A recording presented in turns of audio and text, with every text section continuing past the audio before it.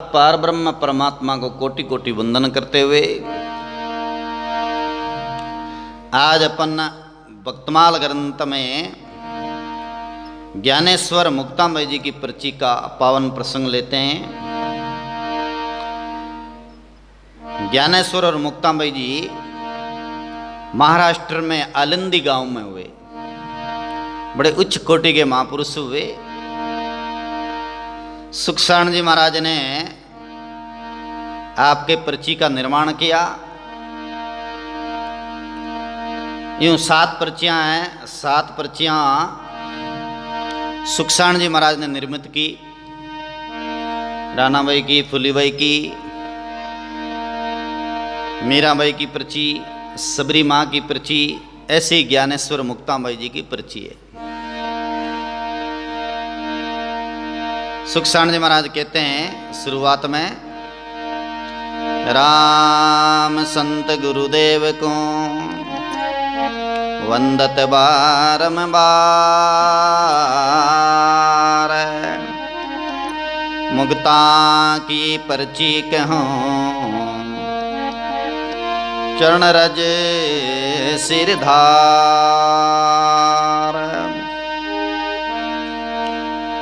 सुखसाण जी महाराज कहते हैं, राम जी को, संतों को, गुरुदेव को बार बार वंदना करता हूं मैं। कोई भी देवी कार्य आरंभ करते हैं तो राम जी को, गुरु महाराज को, संतों को वंदन किया है। मुक्ताबाई की मैं पर्ची कह रहा हूं, चरणों की रज सिर धार के। महापुरुषों के चरण कमल की रज में स्नान करने से देखो नवग्रह का प्रकोप नहीं होता, पाप ताप संताप दूर हो जाता है। चरण रज का बहुत प्रभाव बताया है।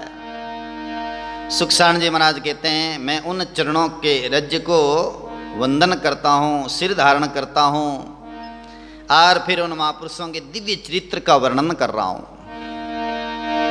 कल्प वृक्ष पूर्ण कामना, बहुजल तारण जाज,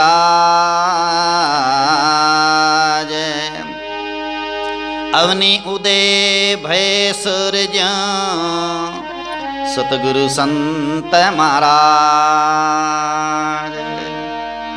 बोलो मुक्ताबाई जी महाराज की। जैसे कल्पवृक्ष के नीचे कामना करने पर कल्पवृक्ष उनकी कामना पूर्ण करता है। कल्पवृक्ष की छाया में बैठ करके जैसी कामना की जाती है वैसे ही कल्पवृक्ष उनकी कामना पूर्ण कर देता है।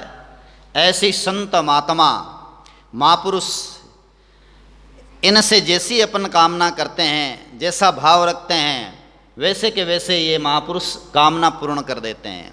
ऐसे इनका प्रभाव है कल्पवृक्ष की तरह। वास्तव में रानाबाई जी ने भी कहा, कल्पवृक्ष रूपी संत कहावे, मन चिंते सोई फल पावे। कल्पवृक्ष के समान संत हैं, जैसा मन में चिंतन करते हैं, जैसी कामना करते हैं, उसके अनुसार उनकी कामना पूर्ण होती है। तो हमें बहुजल से पार उतारने वाले इन महापुरुषों को हम वंदन करते हैं। धरती पर वो सूर्य के समान उदय हुए हैं। वास्तव में संत महात्माओं को सूरज की उपमा दी है। जैसे सूर्य भगवान अंधकार को मिटा देता है, सूर्य भगवान उदय होने पर सबको चेतना प्रदान करता है सूर्य भगवान। श्रीमद् भागवत महापुराण में जब जिस समय में नलकुबर और मणिगिरु का भगवान श्याम सुंदर उद्धार करते हैं, उस समय में उनको कहते हैं, जैसे सूर्य भगवान अंधकार को दूर करता है, उसी प्रकार से है नलकुबर मणिगिरु मेरे भगत अज्ञान रूपी अंधकार को दूर करता है। इसलिए कभी भी है नलकुबर मणिगिरु संतों का अपमान नहीं करना चाहिए। तुम लोगों ने संतों का अपमान किया, इसलिए तुम वृक्ष बने हो और वर्षों तक दुख पाए हो। ये परिणाम तुम लोगों ने देख लिया है। ऐसे ही संत महात्माओं को सुखसाण जी महाराज सूर्य के समान बता रहे हैं कि अवनि उदय भय सूर्यों, धरती पर जैसे सूर्य उदय होता है, उसी तरह से ज्ञानेश्वर और मुक्तामयी और उनके बड़े भाई विठल देव जी और छोटे भाई सोपान देव जी, ये चारों भाई बहन एक से एक बढ़कर महापुरुष हुए। 3 भाई और 1 बहन। गोविंद पंत जी नाम के एक ब्राह्मण रहे हैं आलंदी के, उनकी पत्नी का नाम रुक्मणी। उन रुक्मणी के उदर से इन 4 महान भाग्यशाली महान हस्तियों का अवतार हुआ, प्रागट्य हुआ। चारों ही भाई बहन भजन करके परम तत्व का अनुभव किया, भजनिक महापुरुष कहलाए।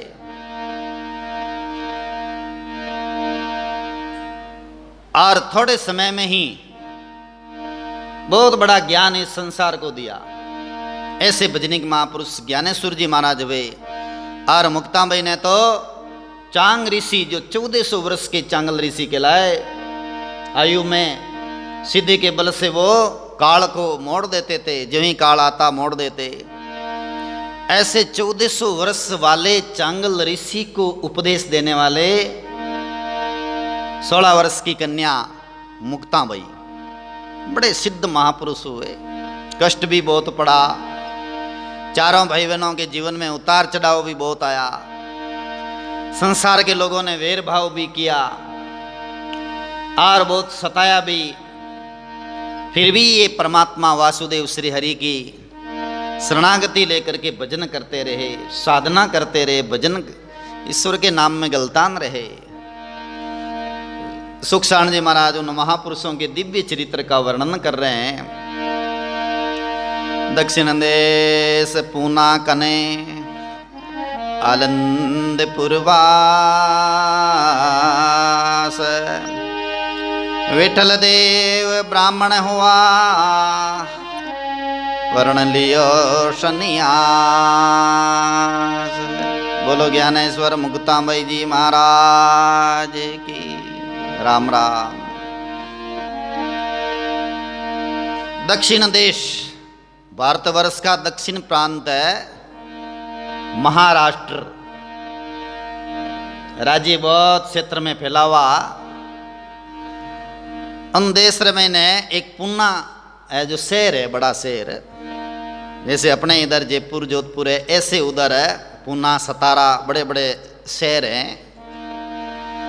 उस शहर का एक गांव है, उस गांव का नाम है आलंदीपुर। आलंदी गांव कहते हैं उनको।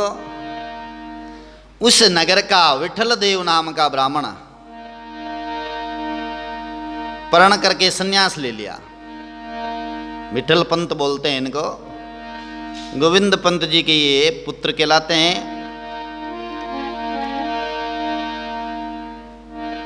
तो इनकी शादी हो गई रुक्मणी नाम की एक कन्या के साथ।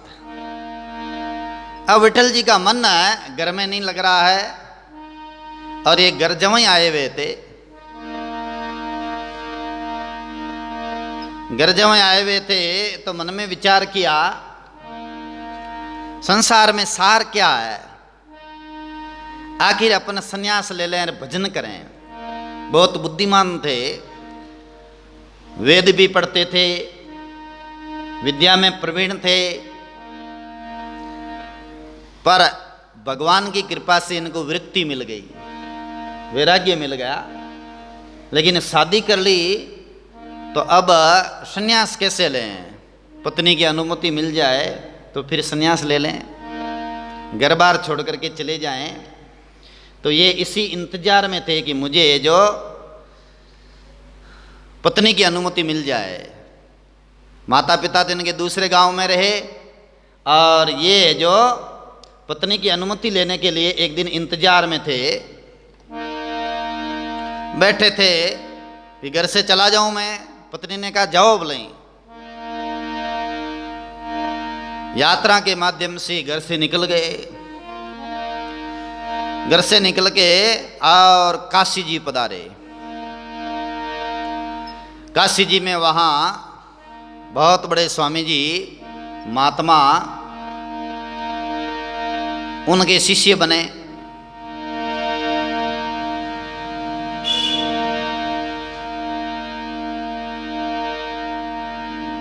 काशी जी के बड़े महात्मा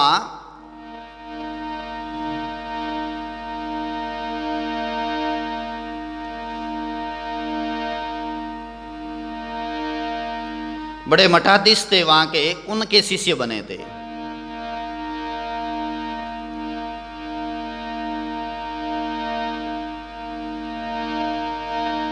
तो उन महात्मा जी ने इनको एक मठ का महंत बना दिया। तो वहां वे महात्मा जी रमणी करते करते आलंदी गांव पहुंचे। रुक्मणी और रुक्मणी जी की माता जी अर्थात विठल देव जी की सासू जी दोनों ने आकर के प्रणाम किया। तो रुक्मणी जी को उन महात्मा जी ने आशीर्वाद दे दिया, पुत्रवती भव। तब उस समय में रुक्मणी जी हंसने लगे कि मैं शादी तो की है, लेकिन पति देवता पता नहीं सन्यासी हो गए, कहाँ चले गए। आपने आशीर्वाद दे दिया पुत्रवती भव, तो पुत्र कैसे प्राप्त होगा। ऐसे में उन महात्मा ने जो रमणी करते हुए पुनः सतारा आए थे, उन्होंने कहा नाम क्या तुम्हारे पति का। बोले नाम है विठल देव। अरे वो तो हमारे ही आश्रम आए थे, वहीं सन्यासी बने थे। मैं पुणे जाकर के उनको बोलूंगा गृहस्थ धर्म निभाओ, घर में रहो।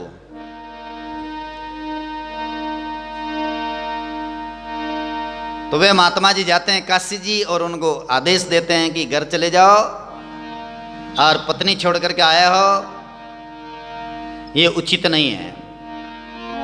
तो फिर घर आए और गृहस्थ बसाया। उसके बाद में उनके विठल देव, ज्ञान देव, सोपान देव और मुक्ताबाई नाम करके 4 पुत्र हुए। 4